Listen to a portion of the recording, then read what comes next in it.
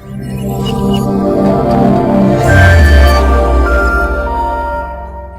Friends, wealth plus में आपका स्वागत है।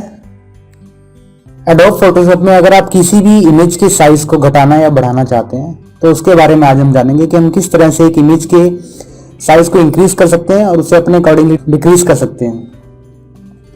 तो चलिए शुरू करते हैं। सबसे पहले मैं इसमें एक इमेज को इंपोर्ट कर लेता हूं ताकि मैं आपको एज एन एग्जांपल ही समझा पाऊं कि एक इमेज को किस तरह से रिसाइज किया जाता है। मैं इसे फोटोशॉप में ड्रैग करके इंपोर्ट कर लेता हूं।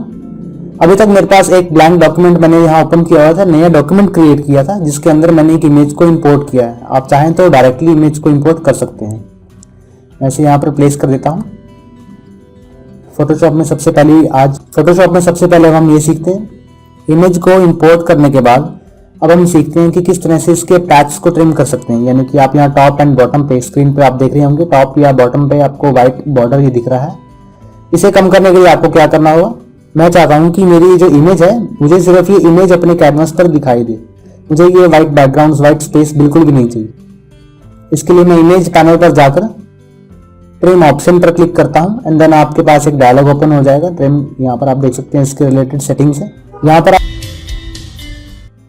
आप 4 चेक देख सकते हैं, top, bottom and left right पर। आप जिस तरफ से इस पैच को ट्रिम करना चाहते हैं, जैसे कि मैं यहाँ पर टॉप एंड बॉटम से पैच को ट्रिम करना चाहता हूँ, पैच को काटना चाहता हूँ, तो इसके लिए मैं लेफ्ट एंड राइट को डिसेबल कर दूंगा एंड देन जब मैं इसे ओके करता हूँ तो आप देख सकते हैं कि मेरे टॉप एंड बॉटम से जो पैच है, जो व्हाइट बॉर्डर है, वो ट्रिम हो जाएगा और मेरे पास कैनवस पर सिर्फ इमेज दिखाई देगी।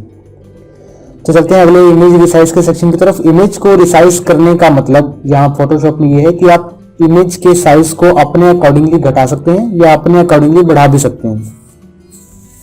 इन सेटिंग्स को एक्सेस करने के लिए, इस काम को प्रोसेस में लाने के लिए आपको सबसे पहले इमेज पैनल पर क्लिक करना होगा।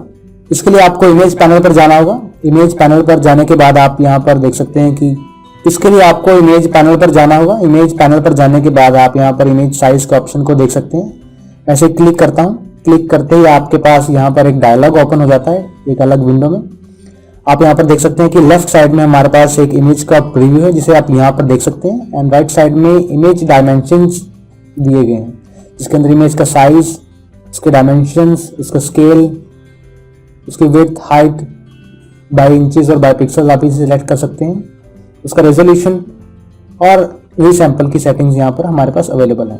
लेफ्ट साइड के डायलॉग में आप यहाँ पर एक प्रीव्यू सेक्शन देख रहे हैं। प्रीव्यू सेक्शन में मेरे पास हैंड टूल है जिसमें मैं इमेज को अपने हिसाब से मैनेज कर सकता हूँ, अपने हिसाब से आगे पीछे कर सकता हूँ, ड्रैग एंड ड्रॉप कर सकता हूँ। और यहाँ पर नीचे जूम की फैसिलिटी दी गई है। आप माइनस के बटन पर क्लिक करेंगे तो आपकी जूम आउट हो जाएगी एंड प्लस में जूम इन आप कर सकते हैं। इस डायलॉग को रिसाइज करने के लिए, यानी कि इसकी हाइट या विड्थ को बढ़ाने के लिए, आप यहाँ पर बॉटम राइट पर जाएं तो आपके पास एक आइकन अवेलेबल होगा। आप यहाँ पर लेफ्ट क्लिक करके रखें, माउस पे लेफ्ट क्लिक करके रखने के बाद आप इस डायलॉग को अपने हिसाब से घटाया बढ़ा सकते हैं। अगर आप अपनी इमेज का प्रीव्यू सेक्शन को ज़्यादा देखना चाहते हैं तो आप उसे उतना ही ज़्यादा फैला सकते हैं। मैं इसे पहले जैसे कर देता हूँ। जब आप यहाँ पर इमेज पर देखते हैं तो इमेज पर होवर करने पर आपके पास एक स्क्वायर सिंबल आ रहा है। इस स्क्वायर सिंबल का मतलब है आप इमेज में जिस सेक्शन पर क्लिक करते हैं, मैं यहाँ पर लेफ्ट क्लिक करता हूँ तो आपके पास प्रीव्यू सेक्शन में वो एरिया विजिबल होना शुरू हो जाता है जो आपने स्क्वायर के अंदर सिलेक्ट किया था। अगर मैं इस पंछी को देखना चाहता हूँ तो मैं इसे यहाँ क्लिक करूँगा रॉकेट को देखने के लिए इधर, एंड आप चाहें तो उसे सिंपली ड्रैग एंड ड्रॉप कर सकते हैं। आप चाहें तो उसे सिंपली ड्रैग कर सकते हैं। तो हम चलते हैं इमेज साइज की तरफ। इमेज साइज को यहाँ पर इस वीडियो में मैं घटाना चाहता हूँ। मेरे पास यहाँ पर 7 MB की इमेज आप यहाँ पर देख रहे हैं। मैं इसके साइज को घटाने के लिए क्या करूँगा, इसकी विड्थ को कम कर दूंगा। इसकी जो विड्थ मैं 3 इंच कर देता हूँ। इसमें बाय पिक्सल सेलेक्ट कर लेता हूँ तो हमारे पास पिक्सल्स में डिनोट होना शुरू हो जाएगा। मैं इसकी विड्थ को 500 पिक्सल्स कर देता हूँ। 500 पिक्सल्स के बाद आप यहाँ पर देख रहे हैं इसकी हाइट ऑटोमेटिकली मैनेज हो रही है। ऐसा इसलिए क्योंकि यहाँ पर लिंक बटन जो है वो ऑन है।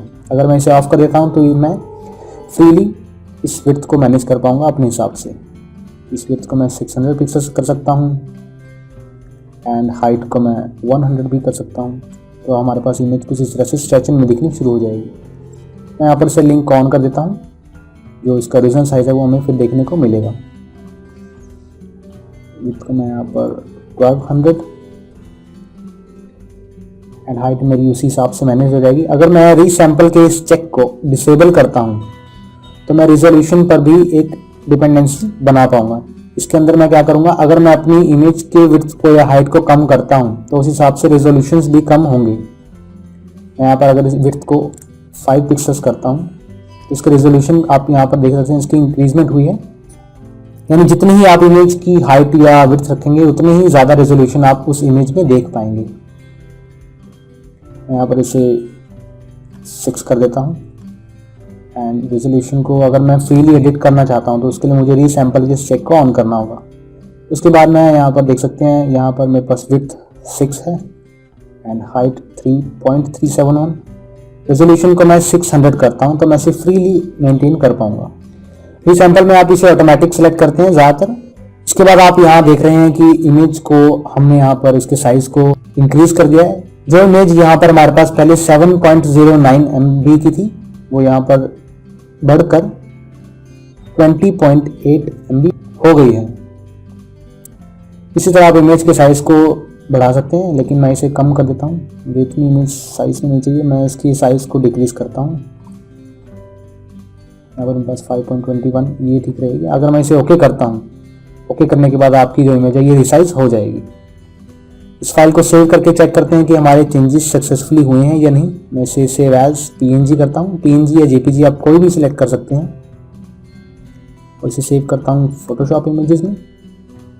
इसका नाम रखता हूँ रिसाइज्ड इमेज। ओके करता हूँ। सेव करने के बाद आप इन सेटिंग्स को ओके करें एंड इसके बाद आप देख सकते हैं कि फाइल एक्सप्लोरर में यहाँ पर मेरे पास ओरिजिनल इमेज थी स्काई के नाम से। इसके डायमेंशंस और साइज आप यहाँ पर देख सकते हैं। इसी तरह से यहाँ पर मेरे पास इसके बिल्कुल साथ रिसाइज्ड इमेज है, जो कि मेरे पास इसके डायमेंशंस कम होकर इसके साइज कम होकर 1.91 MB रह गया है। इसी तरह से आप अपनी इमेजेस के साइज को घटाया बढ़ा सकते हैं। अगली वीडियो में हम देखेंगे कि हम किस तरह से अपनी एक्टिविटीज़ को अंडू कर सकते हैं ज़्यादा से ज़्यादा, और किस तरह से हम अपने डॉक्यूमेंट्स को एक अलग आउटपुट में, एक अलग फाइल फॉर्मेट में सेव कर सकते हैं। इसके बारे में जानेंगे हम अगली की कुछ वीडियोज़ में।